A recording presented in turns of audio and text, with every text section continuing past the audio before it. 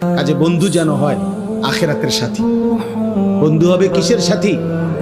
বন্ধু হবে আখিরাতের সাথী, বন্ধু হবে জান্নাতের সাথী, বন্ধু হবে নেক কাজের সাথী। ঠিক আছে ইনশাআল্লাহ? নেক কাজের। আল্লাহ কোরআনে বলছে, ওই যে আয়াত, ওই আয়াতে আল্লাহ বলছে নেক কাজের বন্ধুরা আমি আল্লাহ তাদেরকে ডাক দেব হাসরের ময়দানে, ইয়া ইবাদি, হে আমার বন্ধুগণ, বান্দাগণ, লা খাউফুন আলাইকুমুল ইয়াওমা ওয়ালা আনতুম তাহজানুন, আজকে তোমাদের কোনো ভয়ও নাই, চিন্তাও নাই। এরপরে আল্লাহ বলবে উদখুলুল জান্নাতা আনতুম ওয়া আজওয়াজুকুম তুহবারুন। বাহ! আল্লাহ বলবে তোমরা যারা নেক কাজের বন্ধু ছিলা, তোমরা বন্ধুরা একে অপরকে হাত ধরাধরি করে গলাগলি করে আমার জান্নাতে ঢোকো।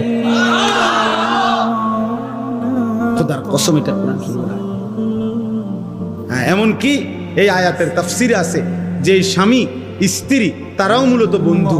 যদি তারা একজন আরেকজনকে নেক কাজের সহযোগিতা করত, স্বামী স্ত্রীকে নামাজের জন্য উঠাইছে, স্ত্রী স্বামীকে নামাজের জন্য উঠাইছে, স্বামী স্ত্রীকে নেক কাজের দিকে ডাকছে, স্ত্রী স্বামীকে নেক কাজের দিকে ডাকছে, এরাও বন্ধু।